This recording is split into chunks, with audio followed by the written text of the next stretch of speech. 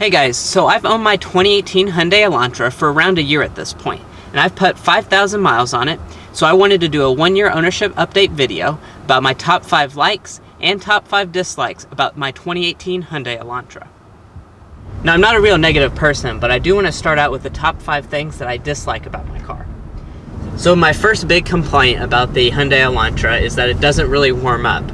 And now I know this is not too big of a complaint, but on a cold day like today, so right now it's 26 degrees outside, and as I've learned from heading to school and heading around town, if it's like really cold outside, it takes a very significant amount of time for this engine to warm up and for it actually to be warm in the cabin. So I don't have heated seats, so I'm like freezing my butt off for about the first 15 minutes, and sometimes it takes like all the way until I'm cruising down the highway for about 10 minutes for it to warm up, which I've noticed is a lot longer of a process than in most cars. So that is one thing that I kind of dislike about this car, is that it takes so long to warm up. Now, building off of that, I do have another little complaint as far as it comes to like the temperature and stuff. So once the car finally does warm up, my car does not have the automatic climate control since I just bought the SEL trim, and with that there's only 4 different fan speeds that I can pick between. So there's 0, 1, 2, 3, and 4, and basically the difference between these fan speeds is like a huge difference, and there's no middle ground. So at 1, it's barely on, and I don't really see that it's hardly even on at all.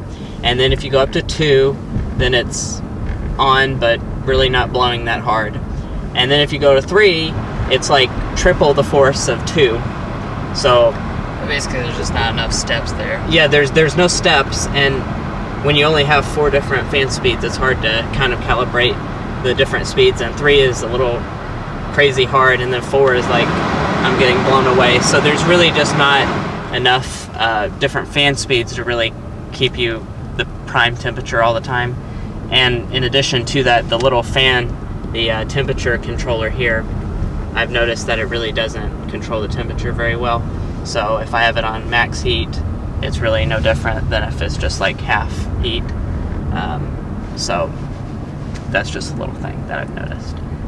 Now, I know I keep going on and on about the cold weather and stuff that I hate about this car when it comes to the cold weather, but another thing that I've noticed that's kind of weird is that the temperature, basically if it goes below 39 degrees, it'll sound a little warning that basically says the roads could be freezing or whatever.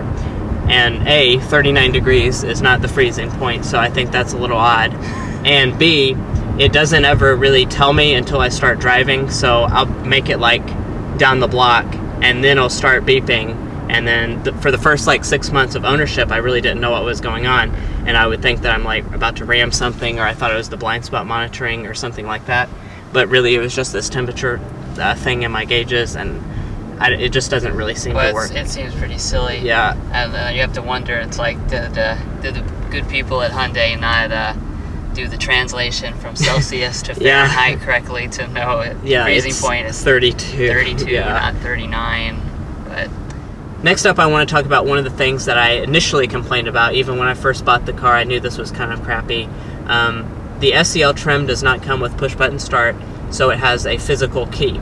And basically, this key is straight off of like something from the 1990s, and it has a separated fob itself, and then the key is just the key with no buttons or anything, which I think it just looks stupid, and it looks like it's something from like the 1990s. Most of the modern cars, if it doesn't have smart entry, they integrate the locking buttons on the actual key. Yeah. And that seems to be a lot better of a setup for me than separating it off, and it just kind of looks very cheap. Alright, and next up on the things that I don't like about my car, it has to do with the blind spot monitoring. So I love the blind spot monitoring as a system as a whole. I really love it. I'm glad that I paid the extra for it. But one of the things that I've noticed that's a little quirky about it is that it will actually deactivate when I get under 20 miles an hour, which I think that's way too high of a speed threshold, honestly. Most cars that we review are between about 5 or less, maybe 10 miles an hour or less. 5 to 10, I think. And then this car, it deactivates at 20. And when you're doing city driving, I mean, under 20 is really when you're wanting to change lanes and everything, and then the system deactivates, and if you put on your blinker, it's not going to notify you, and you're really not going to know if someone's in your blind spot. So I think that that's a really odd thing, and I would like to be able to change it, but as far as I know, there's really no way to change it. So that's something I've noticed that I really don't like. And lastly, the thing that I hate the most about my 2018 Elantra has to do with the horn. So the regular horn actually sounds decent. It doesn't sound really any different than any other car.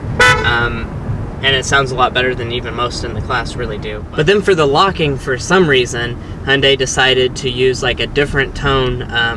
And basically when you lock it, it sounds like, I don't even know, like a Prius horn or something. It sounds horrible. And it goes, nyeh, nyeh, and it's honestly just embarrassing. I don't even, like, I only lock it once because I don't want to lock it twice. If I hit the button twice, it sounds that stupid horn. And it just is embarrassing. I hate it. So I don't really know why Hyundai decided to do that, because the regular horn, especially because the regular horn is fine. Yeah, it seems like an extra step to take. I was very surprised when, you know, I first bought it and I locked it twice and it was like beep, beep, and I was like, what the heck? Because I knew the regular horn was fine. But that's probably, I know it's pretty petty, but that's one of the things that it's just like, I don't understand why it's this way. And moving on from that, obviously there are a ton of different things that I like about this car, because I did buy it, obviously. So in my top 5 things that I really like about this car, probably the number 1 thing that I like is that it has Android Auto and Apple CarPlay. So a lot of cheap cars, they don't offer those because they want you to buy navigation or move up the trim levels.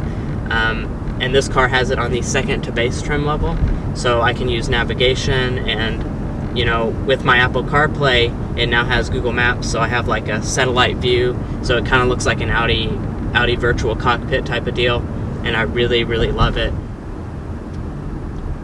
Also, another thing that I've noticed through owning it, it definitely can fit about 4 adults in this car very comfortably.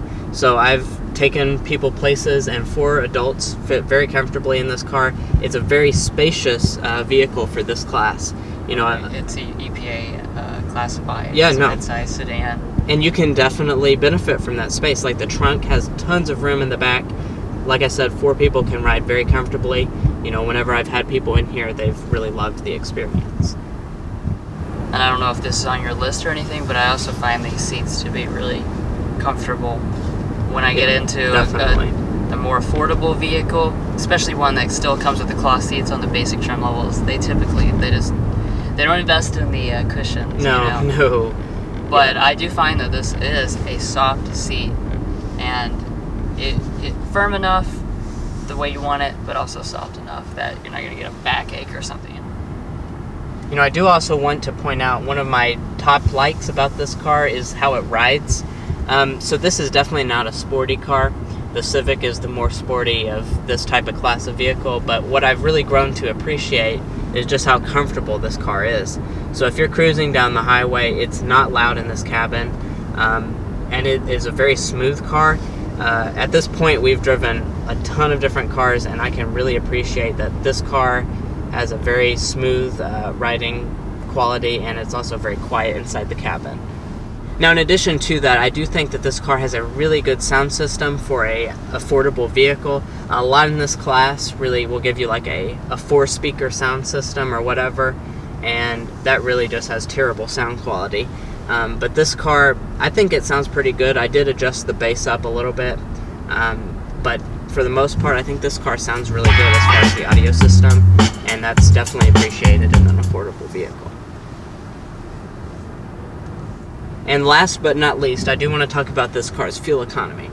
So I have driven it around 5,000 miles, and I do want to just really give this car an applause for how great it's been on gas mileage.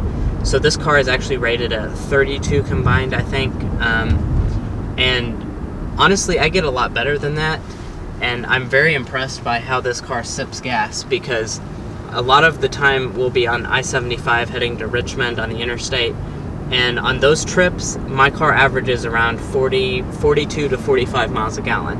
And that is just an insanely good fuel economy. And here in the city, it does pretty good too. I think it does about 35 to 40. You even in the worst conditions. Yeah. You never get. I never have gotten what it's actually to that rated EPA at. estimate. You know, some cars you're lucky to get to the EPA estimate. Yeah. So it is interesting on this car. In everyday driving, you end up being consistently well above the EPA estimate. You know, I was very pleasantly surprised with this car as far as the fuel economy is concerned, and it takes a long time to deplete a tank. I mean, sometimes I get like 400 or 500 miles on a tank of gas, and that is really impressive, and it's something that I appreciate because I don't have to spend a ton of money on gas. So in conclusion, obviously there is a reason why I bought this car. The pros far outweigh my little pet peeves that I've talked about in the dislikes portion of this video. You know, like, I mean, the horn locking thing, yeah, it does aggravate me a little bit, but the fuel economy more than makes up for that, and all of the different things. I mean, this car is just a really fantastic car, and I've loved owning it and driving it for the 5,000 miles, and I look forward to owning it for a lot of more years and stuff. Because this car really is a fantastic car, and even though I have learned about some of its quirks, as every car has some, this car definitely is a solid all-rounder.